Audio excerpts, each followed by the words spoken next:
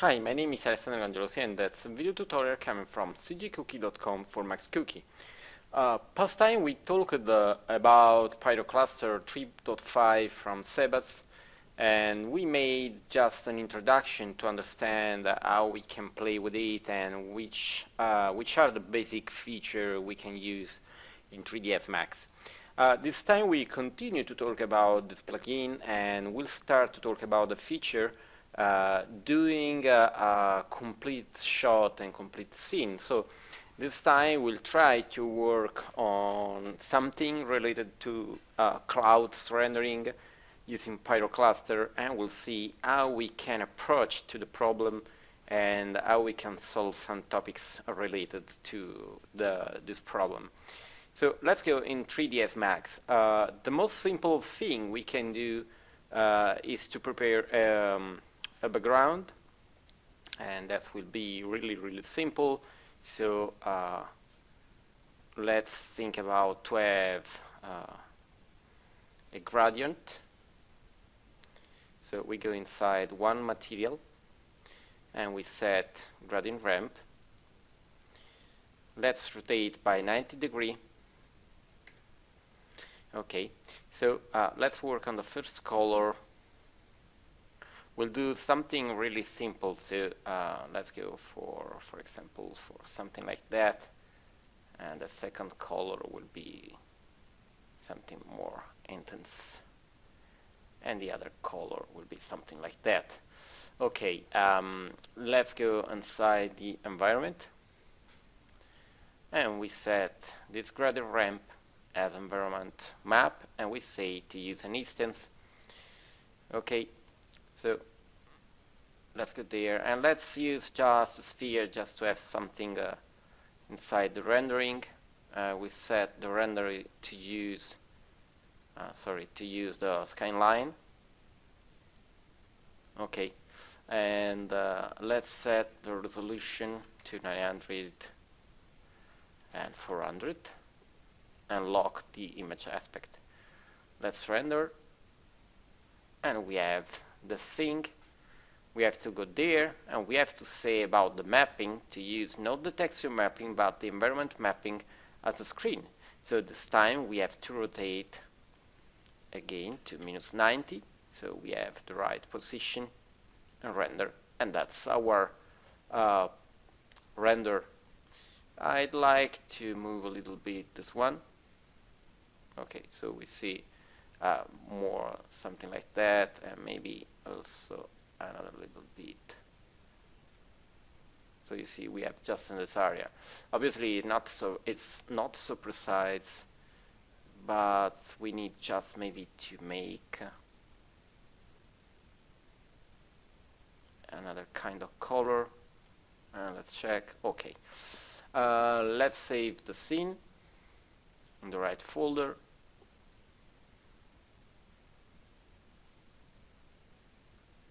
Okay, and let's do 3ds Max particles cloud with Pyrocluster. Let's copy the name, and we can call the scene in the same way. Okay, so we have our basic environment. We can light the scene, and to light the scene actually we can just put a target. Let's create a camera from this point of view for the moment. So create camera from view. Okay, let's go there, and we can set the lighting. Let's think about something like that for the moment. It's just for the testing purpose. Let's move it there, and we can move the light to the center of the sphere. Okay, and there we can set to shadow map. We set the intensity to 1 dot, let's say 35, and we'll have a bigger area there and an overshoot. So if we have something out, the the hotspot will be illuminated. And then we say to the shadows there to have shadows to the atmosphere. So when we'll have the atmospheric effects done by Pyrocluster, we'll have also the shadows for it. Okay, now we have to shape in any way the shadows. We can have different way. We can use objects and then, for example, sphere, and then use a particle system to attach to the sphere, and or we can use a simpler way, and we can see the lighting there for the moment. And maybe we can have, let's use a fill light just to finalize this part of the work.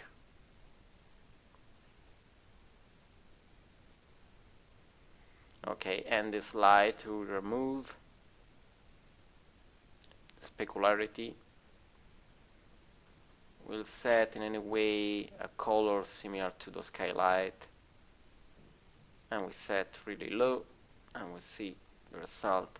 You see we have a little bit of reflectivity there. You can use more light to have a more precise lighting there, but it's just to have a test lighting inside the scene.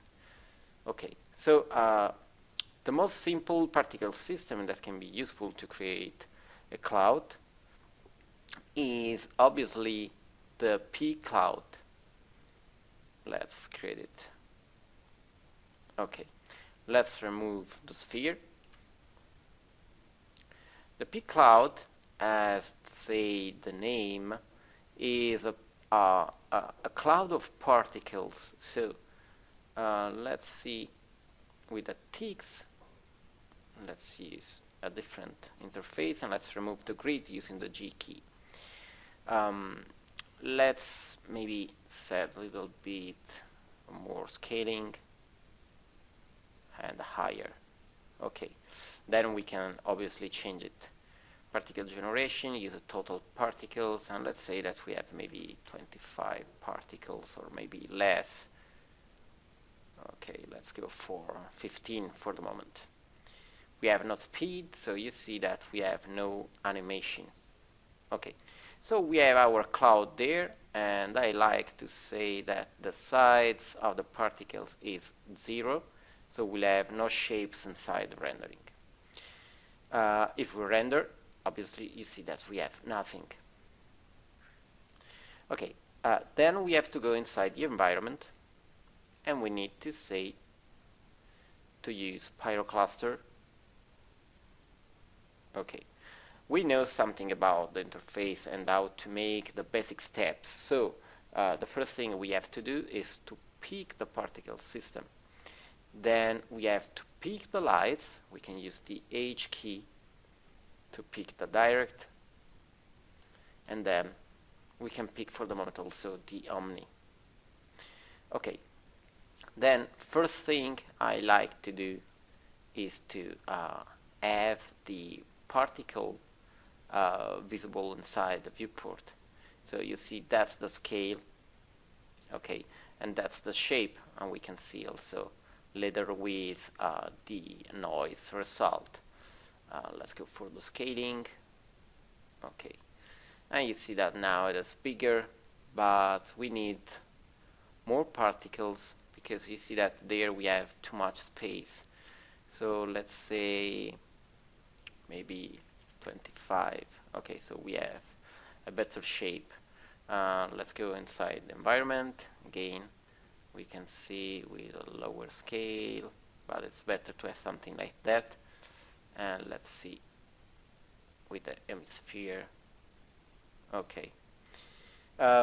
Let's see what happens if we try to render this thing in this way. Okay, we have a black series of volumes.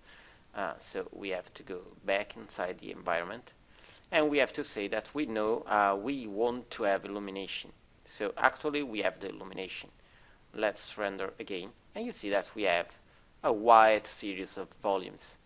Then we need the shadows. So let's go there, and let's say that we have the cast shadows. So if we have some objects, we'll have the shadows done by the cloud, and we have the self shadows. Okay, and you see that we are starting to have shadows casting. Then we can start to have some working on the cloud. We can have, for example, more particles or bigger volumes. So let's see what happens if we have bigger volume, just a little bit.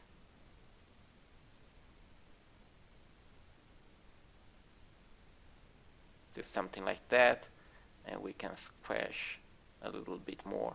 Let's see. Okay. Let's squash a little bit less. Okay. And we have the regularity. Let's see with less regularity. Okay, it is a little bit better, you see.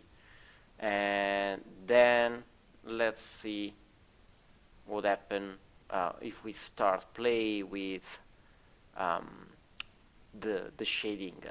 Let's make a copy of our screen and save. So let's see what happens if we change the scattering. Actually, we are using the isotropic. Let's see how to change the look using the anisotropic. Let's go back to the clone, and you can see the differences of illumination there and there. And maybe in any way it seems a little bit better, this one for clouds.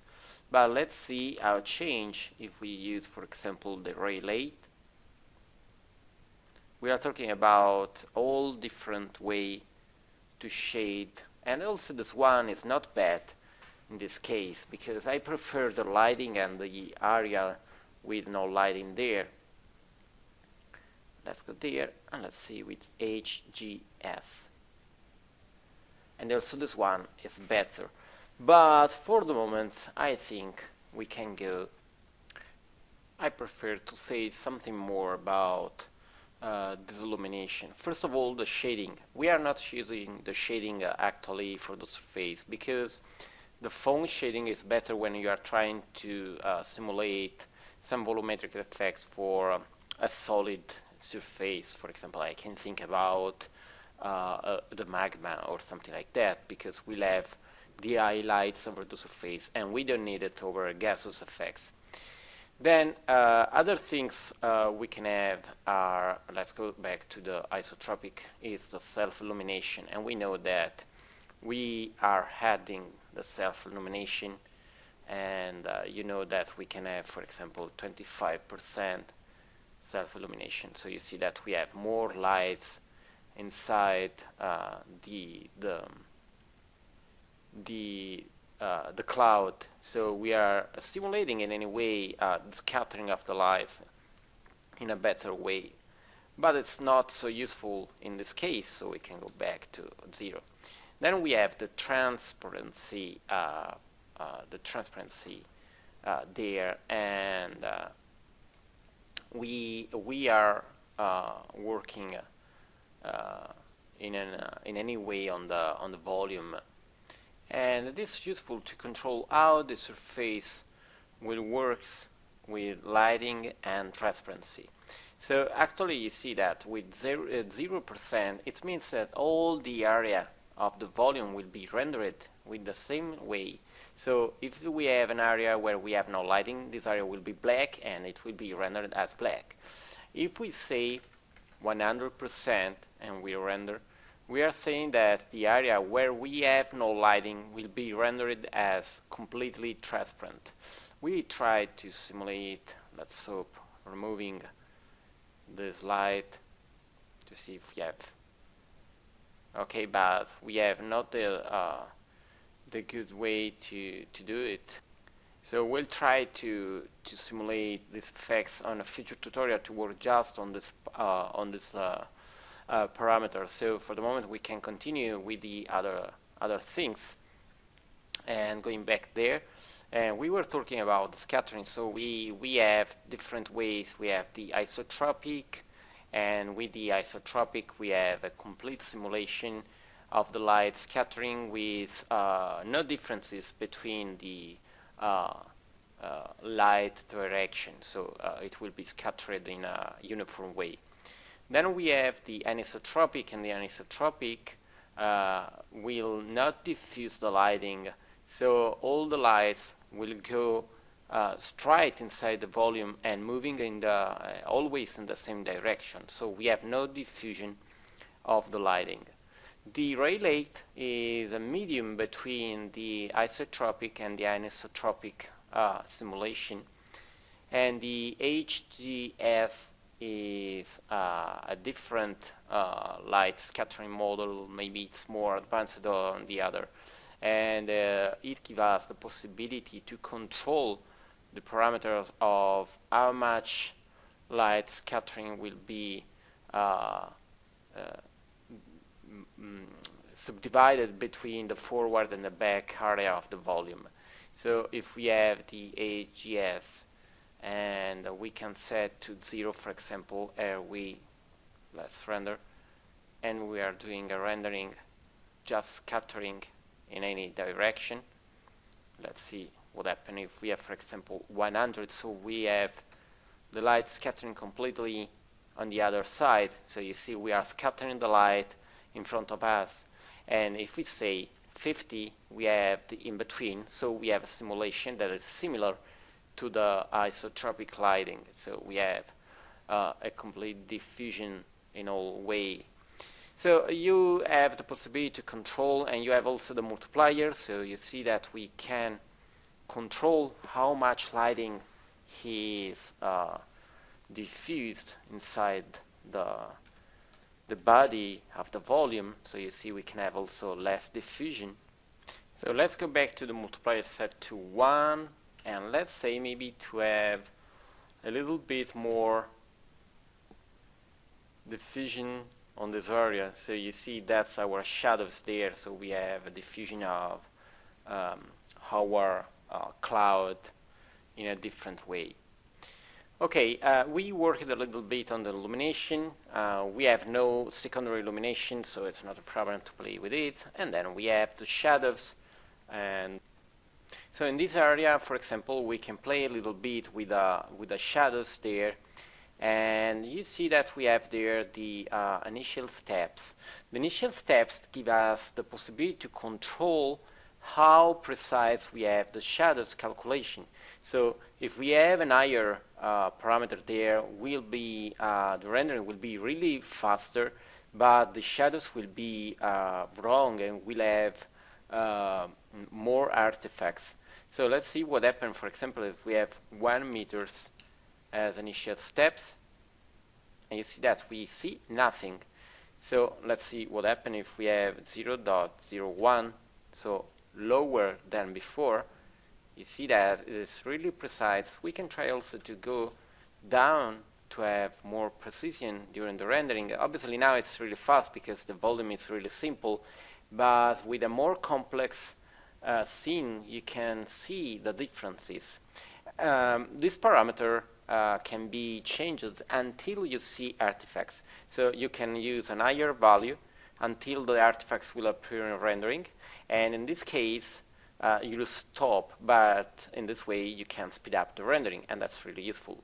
Another important thing is that this value must be more similar than you can as the rendering value there.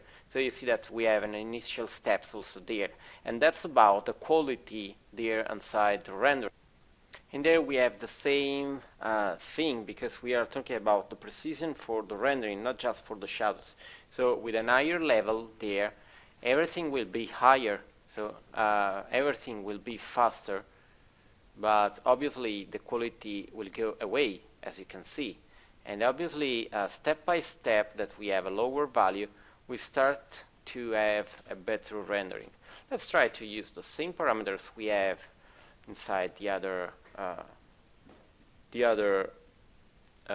value there, so 0.05, and you see that it is a little bit slower, but obviously we have back a really good quality. Let's check other things, and for the moment we don't need to control the limit. We can try to play a little bit with the fall-off value for the the shadows, but maybe we don't need it. We can see if we have changes inside the calculation of the shadows, but it's not so heavy, so we can stay with a basic value. We have the possibility to override the light settings for the shadows, so for example we can go there, select the light type, we can use the shadows map or the trace. Let's save. We can use this one, the shadows map, and you see that there we have the resolution. Let's try with a really low resolution. You see that we have not so much detail. Let's try with a higher value. You see that it is a little bit slower, but we have gained back the detail. We have the same possibility using the ray trace shadows. So the calculation of the shadows will be done using the ray trace. Obviously, we have a lot more details of the shadows, so you see it's more precise than before, but obviously it is slower. So it is important to understand what kind of effects do you need to achieve, because you see we have 21 seconds for this result, and if we go back there, let's see how much time it will take. So you see that it's faster. We're talking about 4 seconds, and that's the result. So we have something similar, but you see that there we have more details. Obviously we can achieve something better there if we use an higher quality shadows there. So we can go, for example, to 2K. We can also filter the shadows to have a more precise shadows. You see that now it is calculating, and it is really slower than before to calculate the shadows. We have a really high detail, but we are still talking about just 13 seconds. And that's a really interesting thing, because we are going really fast. Let's go back to something more fast for our purpose. Okay, and save. But you know that you can play with it. And let's see something more that we can use. For the moment, we don't need so much things there about the shadows. So you see that we have also splitted controls for the cast shadows over the other objects and the self shadows. So you can control the parameters in a separate way. We have the shape there, and you see that's our shape, but I like to see something about the shape there. We are using actually the turbulence, but let's see first of all what happens if we have, for example, the fall off. Actually we had no fall off, and now we try to have a more visible fall off inside our volume, so the border will have a better fall off. And that's, for example, let's make a clone. Let's go back to known and let's render, and we'll see the differences. So you see that there the border are more dense, and there we have less dense border. So here it depends on the result you are trying to achieve. Some kind of clouds can be more similar to this way of rendering, and some clouds can have more dense border, as in this case. So for the moment I can prefer this one, but you have to see what you need. So for the moment let's go for a cubic. We have then the density, and you know that the density gives us the possibility to control the cloud's density. Let's see what happens if we have a lower density. You see that the borders are better than before, and in any way the cloud can be more realistic. But you know that we have in any case some clouds that are really dense, and we can use a higher value there, and you see that the clouds start to be really dense. We can also go really high to the density of the volume. So you see that the clouds start to have a really huge amount of detail, and it seems really, really dense. Let's go back to something between. So let's use 15. So we have something to work on. Okay, that's our basic result. And let's make a clone. I'm removing the old clone. Okay. Now we can play a little bit with the scaling. Actually, the size is 10. We can see what happens if we have, for example, 30 for the noise scale. You see that we have some bigger area than before and less detail. But you know that we can also add details, adding the details parameter. So we have a bigger noise, general noise scale, and we'll have more detail inside this noise. So you can see that we have the noise size really high, but we have the detail there. We can obviously use a lower scale to something like 10 as we done before, and we'll have the same scale but with more detail, and that's another way.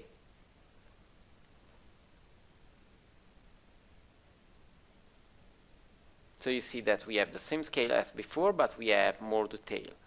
Obviously we can go lower, talking about the sides, and we can go, for example, at 5.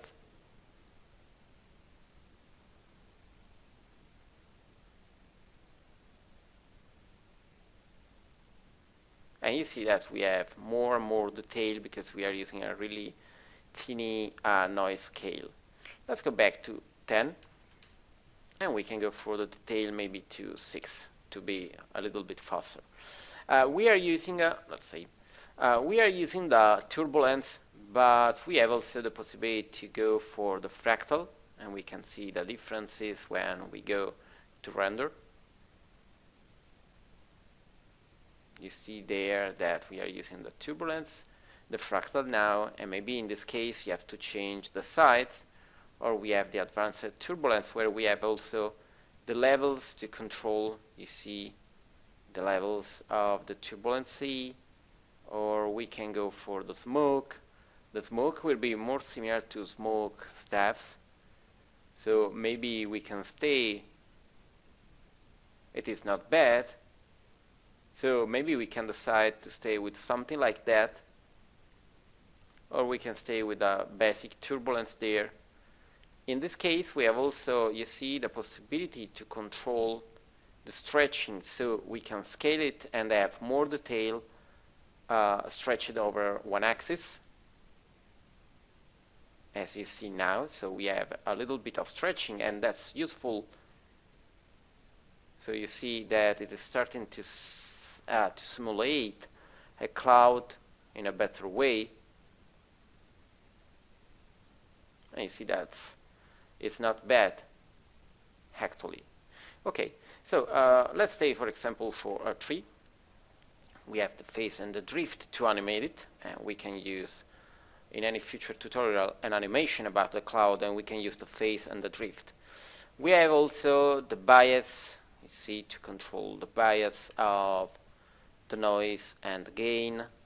So you see we can have, for example, an higher gain to have more detail between the area where we have more volume or less volume. So you see that we have more detail there and then more darker area there. But in this case, for the example we are doing, I prefer the 50-50. We have the control, you see, also with a low and a high value. So we can have a little bit higher value, and we should have a more dense volume where we have the cloud. So you see we have more white area there, and that's another interesting things we are doing. Okay, we have then the possibility also to have a noise static, but it's not a problem actually. Just to see, we have the possibility to control the fireball noise or the trend drill noise. So you see that in this way we have a fireball, so that means something similar to a ball, and in this case we have something more similar to some tendrils. Obviously, we have a control over the shape, and also this shape can be useful because let's think, for example, to use a 30. And we are simulating a different way to have the cloud. So we are something more similar to tendril. And you see that it's not bad. We can have, for example, a good scale. Let's imagine maybe 20. Let's wait. And this can be a really good looking stuff there for the cloud. So you see that we have this tendril there. Let's think, for example, to have a different point of view. That's the camera, but we can go inside the perspective. We can check, for example, the cloud from the ground. And you see that actually the scale maybe is wrong, because you see we have a lot of detail there. But it is not bad to have something like that, because if we go back to the fireball and we go for 15, let's see how it looks from the ground. You'd see that's the shape. The first thing we see is that maybe we have a not so good stretching there. So maybe we should have a little bit more less stretched, so something like 2.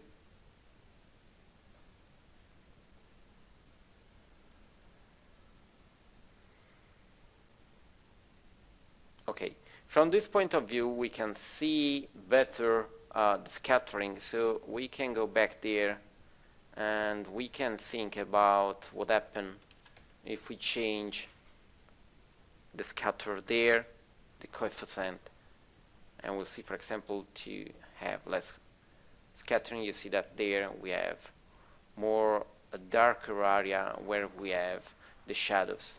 One thing we can do is to pick the omni and going for a little bit less lighting. Let's try with 0.35. So you see that now it is darker. Okay, if we go back to 7,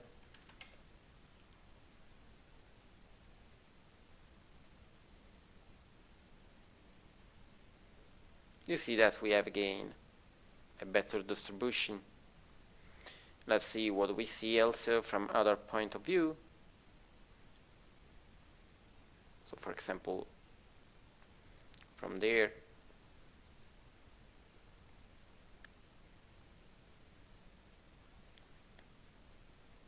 you see that we have a really dark area because we stay on the other side of the cloud.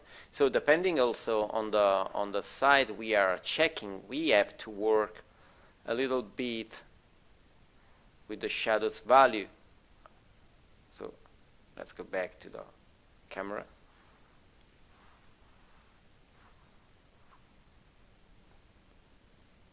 And we are back to our point of view, and we are playing all obviously to work on this side. I'd like to go back inside the environment in Pyrocluster, and I like to stretch a little bit the shape again.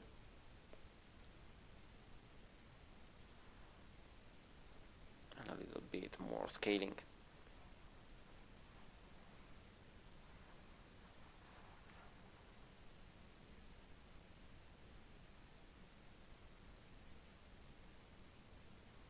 Okay.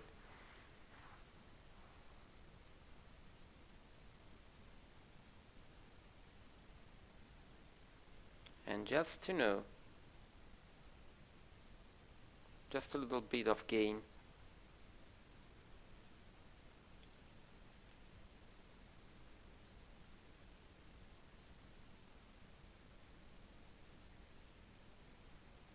The only thing I can see is that there we have too much visibility of the shape done by the sphere, as you see. So maybe we need to use the less stretching.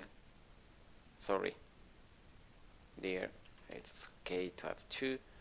I mean the squashing.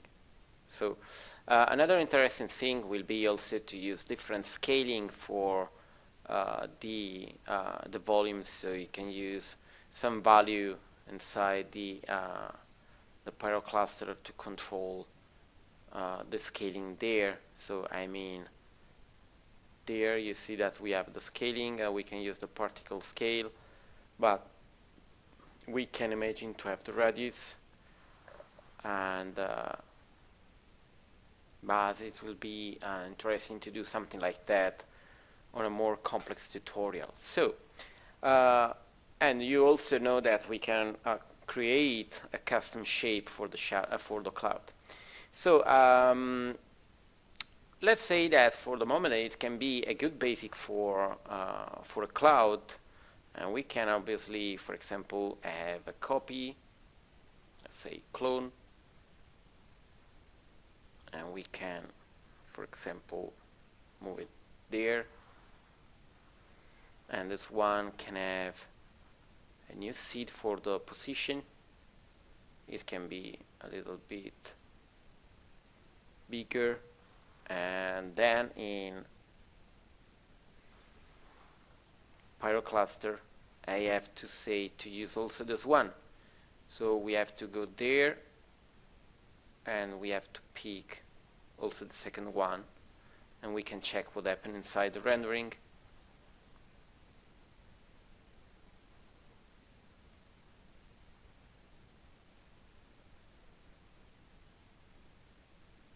And you see that there we have a really looking shape for the cloud, also there for the shadows. So that means that actually is not bad. We can think, for example, then to have other clouds there, and let's say that this one will be again bigger. You see it, and it will be something like that, and it will be higher, and we can move it there. Then sorry, for example there, and this one can have more particles, let's say 35, and let's check if the light is big enough. Obviously not, so we have to scale it, and we have to pick there. Let's pick the light and the target, and we can move to the center and then back there, and we say that it is bigger, and we have still the overshoot, and let's see what happened. But I have to say to use the particles there. So inside the environment, peak, also this one, and maybe it needs to have more particles. Right, so back there, and it must use more particles to have a bigger volume. You see, we have more details now.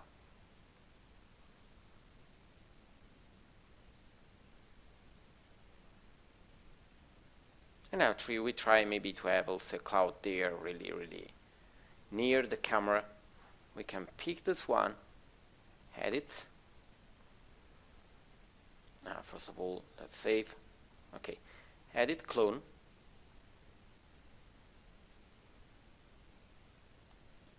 And we move it.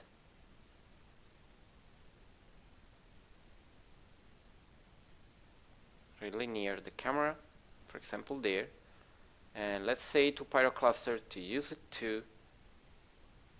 Okay, and maybe we can move a little bit out of the camera, but near. Let's zoom in this area.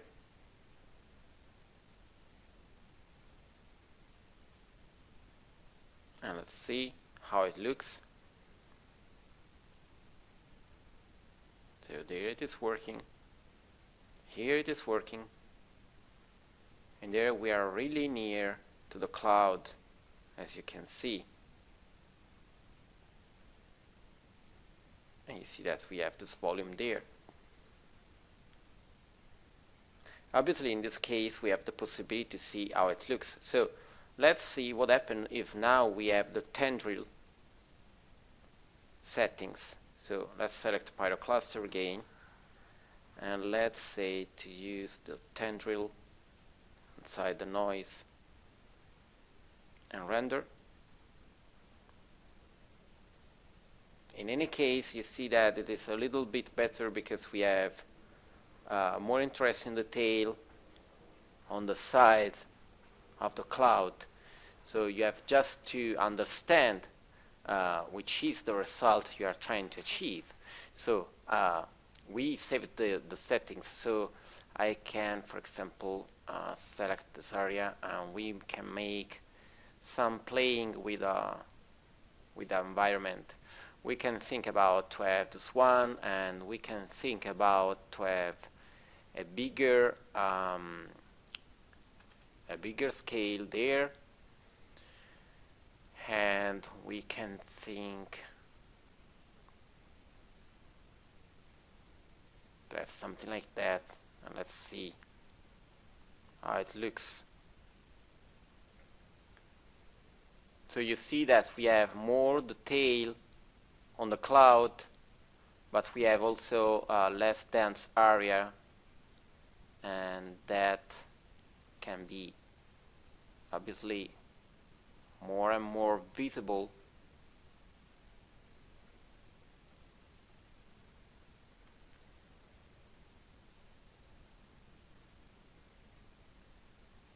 So you see, I'm changing the volume, trying to achieve a better result, and that's not bad actually.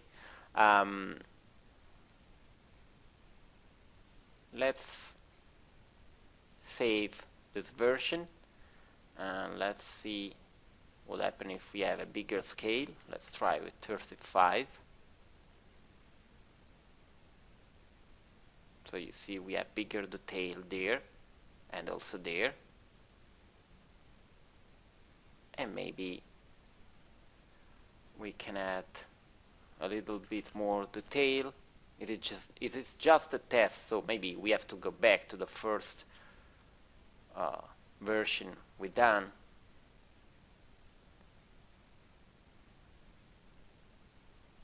Maybe it must be just a little bit more little. Let's try with 30. Just because I don't like to match this area there.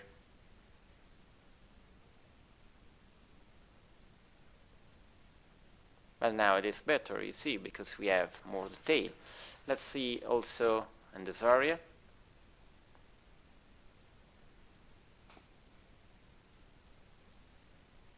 You see that it is not bad. We should play a little bit more on the area where we have the shadows, and we can see, let's say, if we have a little bit different control, if we have a better look or not regarding the lighting. You see that we have more light area there, but I don't like so much this area. Let's see with the isotropic. I prefer this way. It is not so good there where we have the shadows, because we have a really so visible shadows. But let's see, for example, there.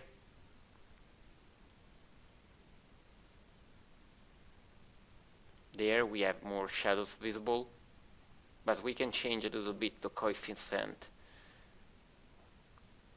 And there it is too much light.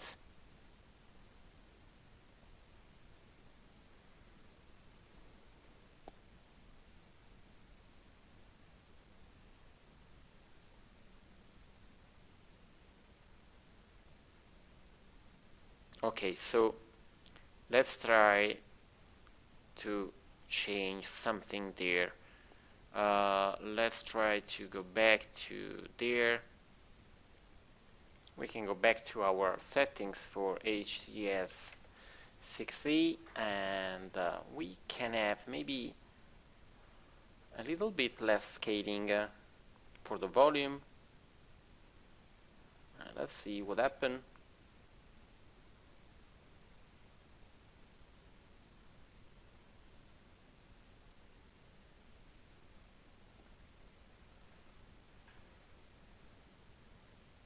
Okay, we have not so bad result there.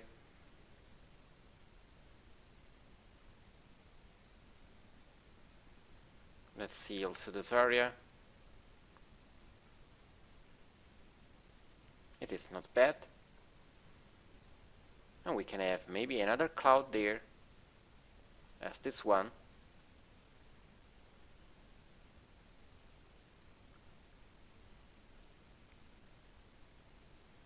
We have to say to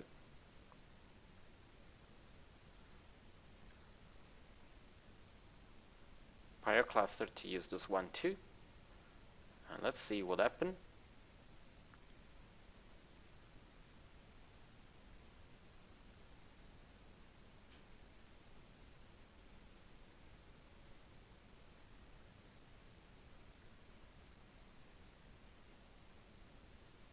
And you see that we are inside the clouds, and we see some more clouds in the sky.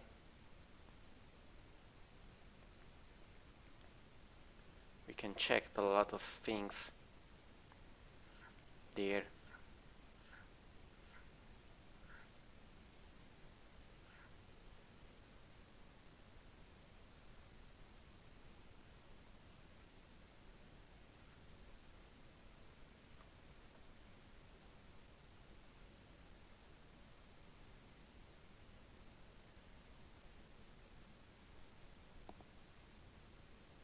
Just you see to add more details.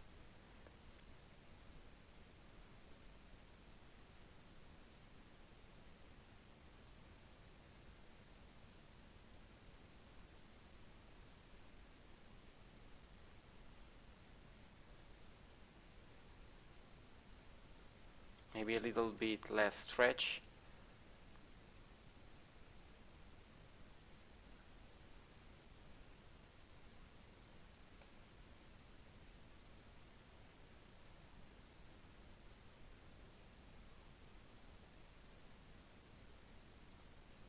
So you see we are adding more details inside the volume. But I mean, we can say that it's not bad as result. It was really a simple test, and you see that it's not bad. So, you know, we have a lot of possibility inside Pyrocluster. So that's just a test about how to prepare clouds, but obviously we have thousands of possibility using the parameters to have different simulation of clouds of any ways, and obviously you can use also different way to prepare the basic value and particle system to have the clouds, and we'll see more tutorial in the future to see how to prepare it with pflow, thinking particles, and also the basic parameters. And we'll see, for example, how to use texture to control the noise the cloud presents. So I think that for the moment that's all. That's our result. It's not bad. It was really simple to achieve. And I hope to see you back on Max Cookie to check for new tutorial coming from cgcookie.com. Bye.